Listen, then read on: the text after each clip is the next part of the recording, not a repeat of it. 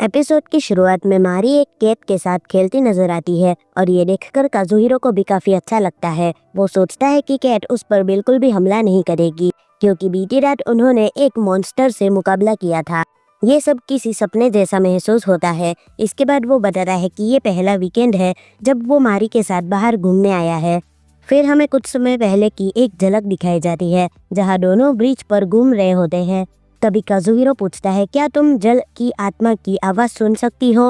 मारी जवाब देती है कि फिलहाल वो कोई भी आवाज नहीं सुन पा रही है और शायद इस दुनिया में ऐसा संभव भी ना हो।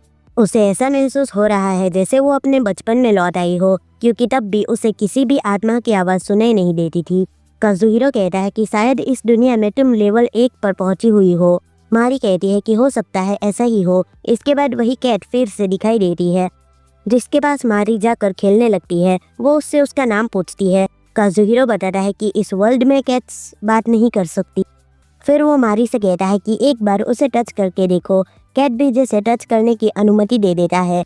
मारी उसे टच करने लगती है और यह अनुभव उसे बेहद अच्छा लगता है। मारी को कैट को खिलाने में बहुत मजा आ रहा था और ये देखकर काजुहिरो वहाँ हंसने लगता है। मारी आश्चर्य से पूछती है कि आखिर तुम हंस क्यों रहे हो? काजुहिरो मुस्कुराते हुए कहता है, बस इस वक्त तुम बहुत क्यूट लग रही हो। इसके बाद काजुहिरो मारी को लाइब्रेरी लेकर जाता है ताकि उसे पढ़ा सके। लाइब्रेरी देखकर मारी बेहद उत्साहित हो जाती है। उसे वहाँ का माहौल बेहद शानदार लगता है और वो सोचती है कि वहाँ वो अच्छे से पढ़ाई कर सकती है। काजुहिरो मारी से कहता है कि सच में तुम बहुत मेहनती हो। इसके बाद वो दोनों मैप पर चेक करने लगते हैं कि कौन सी बुक कहाँ मिलेगी। तभी मारी की नज़र कई बच्चों पर पड़ती है और वो चिल्लाते हुए कहती है, क्या तुम मुझे बच्चों की बुक पढ़ने के लिए दोगे? क्या तुम मुझे बच्चा समझते हो? मुझे बच्चों की तरह ट्रीट करना बंद करो। काजुहिरो घबराते हुए जवाब देता है, नहीं, ऐसी बात बिल्कुल भी नहीं है। मुझे लगा कि वो बुक तुम्हें काफ़ी इंटरेस्टिंग लगेगी, इसीलिए मैंने चुनी थी। तभी मारी की नज़र एक किताब पर पड़ती है जो उसे बहुत पसंद आती है। किताब के अंदर एक कलर्स और कैरेक्टर्स उसे बेहद पसंद आते हैं।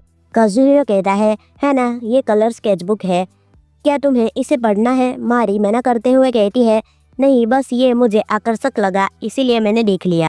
काजुहिरो बताता है कि इस किताब में एक कैट कई देशों की यात्रा करता है। फिर वो कहता है कि ये किताब पहले की तरह अब पॉपुलर नहीं रही है। मारी जवाब देती है, लेकिन मुझे ये किताब बहुत अच्छी लगी। काजुहिरो पूछता है, क्या तुम इसे ट्राई करना चाहोगी? मारी कहती है, मुझे ये पढ़नी तो है लेकिन मैं अभी अच्छे से अक्सर नहीं पढ़ पाती हूँ। काजुहिरो मुस्कुराते हुए कहता है, कोई बात नहीं, मैं इसे तुम्हारे लिए पढ़ लूंगा। ये सुनकर मारी बेहद खुश हो जाती है। इसके बाद काजुहिरो किताब को रेंट पर लेने के लिए रिसेप्शनिस्ट के पास जाता है जहाँ वे दोनों एक दूसरे को देखकर हैरान हो जाते हैं। तभी काजुहिरो कहता है, काफी समय हो गया इचिजो से मिले हुए। इचिजो मुस्कुराते हुए कहती है, हाँ, तुमसे मिले हुए भी काफी समय हो गया है। और आखिर ये तुम्हारे साथ ये क्यूट सी लड़की कौन है? काजुहिरो बताता है, ये दूसरे देश से आई है और मेरी रिश्तेदार है। इसे जापानीज कल्चर की बुक बहुत पसंद आती है। इचिजो कहती है, सच में ये तो बहुत क्यूट है। वैसे तुम्हारा नाम क्या है? काजुहिरो मारी से कहता है, ये लाइब्रेरी में काम करती है और तुमसे तुम्हारा नाम पूछ रही है, इसे जापानीज में जवाब देना। मारी सब बता देती है और तुरंत अपना इंट्रोडक्शन देते हुए कहती है, मेरा नाम मारी है। इसके बाद इचिजो भी अपना परिचय देती है और कहती है उसका नाम काओरुको है। वो मुस्कुराते हुए कहती है, तुमसे मिलकर अच्छा लगा। इसके बाद मारी काओरुको से दोबारा पूछने लगती है, आखिर तुमने मेरे नाम से मुझे चान क्यों बुलाया? क्या इसमें कोई प्रॉब्लम है? काजुहिरो समझाते हुए बताता है, नाम के बाद चैन या कुन लगाना जो सम्मान और स्नेह का प्रतीक होता है, ये एक तरह से अच्छी बात मानी जाती है। मारी ये सुनकर काओरुको के पास जाती है और सोचती है कि वो सच में बहुत क्यूट और यंग है। फिर मारी भी उसे काओरुको चैन कहकर बुलाती है। ये सुनकर काओरुको हैरान हो जाती है लेकिन ये उसे बेहद अच्छा लगता है और वो खुशी से अपने आप में बड़बड़ाने लगती है। काजुहिरो सोचता है, पता नहीं इसे अब क्या हो गया। फिर वो काओरुको से कहता है, मुझे माफ करना, ये तुम्हारे बारे में ज्यादा नहीं जानती है। काओरुको मुस्कुराते हुए कहती है, इसे ज्यादा परेशान मत करना। काजुहिरो हैरानी से बोलता है, तुम पागल हो गए हो क्या? काओरुको मारी से कहती है, लाइब्रेरी में इतनी तेज आवाज में बोलना अलाउड नहीं है। फिर वो काजुहिरो से मुस्कुराते हुए कहती है, सच बताओ तो मारी काफी ज्यादा क्यूट है और मैं नहीं चाहती कि वो मुझसे नफरत करे। काजुहिरो ये सुनकर थोड़ा मुस्कुराता है। तभी काओरुको को सब कुछ समझ आ जाता है। आखिरकार वे दोनों बुक रेंट पर ले लेते हैं। काओरुको मारी से कहती है, मुझे बहुत अच्छा लगेगा अगर तुम मेरे घर पर मिलने आओगी। इसके बाद काजुहिरो मारी को समझाता है, वो चाहती है कि तुम उसकी फ्रेंड बनो। उसने कहा कि तुम उसे काफी क्यूट लगी और वो तुम्हें अपने घर पर बुला रही है। आखिरकार वे बुक लेकर वहां से चले जाते हैं। चलते चलते काजुहिरो सोचता है कि मारी ने जापान में अपना नया पहला दोस्त बना लिया। इसके बाद घर में काजुहिरो खाना बना रहा होता है। तभी मारी उसके पास आती है और कहती है, लाइब्रेरी के बाद हम जिस दूसरी दुकान में गए थे वहां से हमने ये खरीदी करी है। इसके अंदर तो मुझे कोई भी पिक्चर दिखाई नहीं दे रही। काजुहिरो जवाब देता है, इसको ऐसे यूज नहीं किया जाता। फिर वो उसे डीवीडी में डालकर प्ले करता है। मारी को संगीत सुनकर काफी अच्छा लगता है और वो कहती है, इसके अंदर तो पिक्चर्स मूव कर रहे हैं, क्या ये कोई मैजिक है? काजुहिरो हंसते हुए बताता है, नहीं, ये बस टेक्नोलॉजी की वजह से हो रहा है। मारी ये देखकर बहुत प्रभावित हो जाती है और उसे यकीन ही नहीं हो रहा है कि ऐसी भी चीज हो सकती है। इसके बाद काजुहिरो पैनकेक बनाता है और मारी को देता है। जब मारी पैनकेक खाकर टेस्ट करती है तो उसे बहुत अच्छा लगता है। फिर वो काजुहिरो से कहती है, क्या हम प्लीज इस वीडियो को दोबारा देख सकते हैं और तुम मुझे ये भी एक्सप्लेन करो कि आखिर वहाँ पर हो क्या रहा था। काजुहिरो मारी से कहता है, ठीक है, तुम्हारे लिए मैं मान जाता हूँ। और फिर वो वहाँ पर्दा लगा देता है ताकि कमरे में थोड़ा अंधेरा हो जाए। वो सोच रहा था कि मूवी अंधेरे में देखने में और ज्यादा मजा आता है और पिक्चर की क्वालिटी भी काफी बेहतर हो जाती है। मारी को समझ में नहीं आता कि काजुहिरो ने ऐसा क्यों किया, लेकिन काजुहिरो उसे समझाता है, अंधेरे में मूवी देखना मजेदार होता है और पिक्चर भी क्लियर दिखती है। फिर वो मारी के पास बैठकर मूवी देखने लगता है। काजुहिरो टीवी की तारीफ भी करता है और फिर वीडियो प्ले कर देता है। दोनों मिलकर मूवी देखने लगते हैं और काजुहिरो मूवी को मारी को एक्सप्लेन करने लगता है। मारी को मूवी बहुत पसंद आती है और वो काफी समय तक काजुहिरो से एक्सप्लेनेशन लेती रहती है। फाइनली मूवी खत्म होती है और काजुहिरो मारी से पूछता है, तो तुम्हें ये कैसे लगा? मारी बिना कोई जवाब दिए सीधे काजुहिरो के ऊपर कूद जाती है खुशी से। इसके बाद मारी मूवी की काफी तारीफ करती है, कहती है, सच में मुझे बहुत अच्छा लगा। मुझे बुक्स तो हमेशा पसंद आते हैं, लेकिन ये तो बुक्स से भी काफी ज्यादा अच्छा था और इसके अंदर पिक्चर्स की जो क्वालिटी थी वो भी काफी शानदार थी। काजुहिरो मुस्कुराते हुए जवाब देता है, तुम फिक्र मत करो, जापान में ऐसे और भी सारी चीजें हैं जैसे मांगा, एनिमे और गेम्स। जापान के बारे में जानकर तुम्हें बहुत मजा आएगा, यहाँ की चीजों के बारे में भी जानकर। मारी ये सब सुनकर और भी ज्यादा एक्साइटेड हो जाती है। फिर अचानक मारी काजुहिरो के काफी करीब आ जाती है। काजुहिरो को लगता है कि मारी अब उससे किस करने वाली है, लेकिन मारी करीब आते हुए कहती है, मुझे ये बहुत अच्छा लगा और क्या मैं इसे फिर से देख सकती हूँ? ये सुनकर काजुहिरो काफी हैरान हो जाता है। फिर अगले सीन में मारी फिर से टीवी देखने लगती है और काजुहिरो डिनर बनाने लगता है। उस समय मारी बाथरूम में नहा रही होती है। अचानक से एक अर्थक्वेक आता है और फिर सब कुछ हिलने लगता है। अर्थक्वेक के बाद काजुहिरो शांत होकर कहता है, इससे कोई ज्यादा प्रॉब्लम नहीं हुई है। लेकिन तभी अचानक मारी बाथरूम से बाहर भागते हुए आती है और सीधा काजुहिरो के पास आकर गले लग जाती है।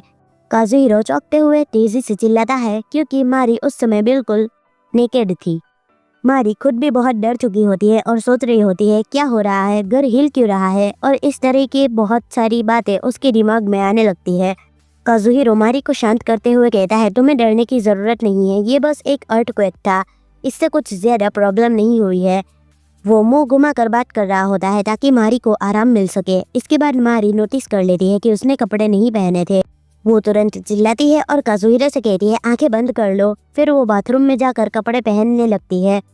काजुहिरो अब सब कुछ देखकर सोचता है, पता नहीं इस लड़की को कभी कभी क्या हो जाता है। इसके बाद काजुहिरो डिनर की तैयारी कर रहा होता है और मारी को बाहर आने में थोड़ी झिझक हो रही होती है, लेकिन वो फिर बाहर आ जाती है और काजुहिरो से माफी मांगती है।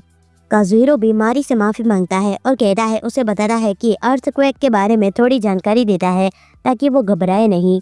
फिर वो दोनों डिनर टेबल पर बैठ जाते हैं जहाँ खाना पहले से ही तैयार होता है।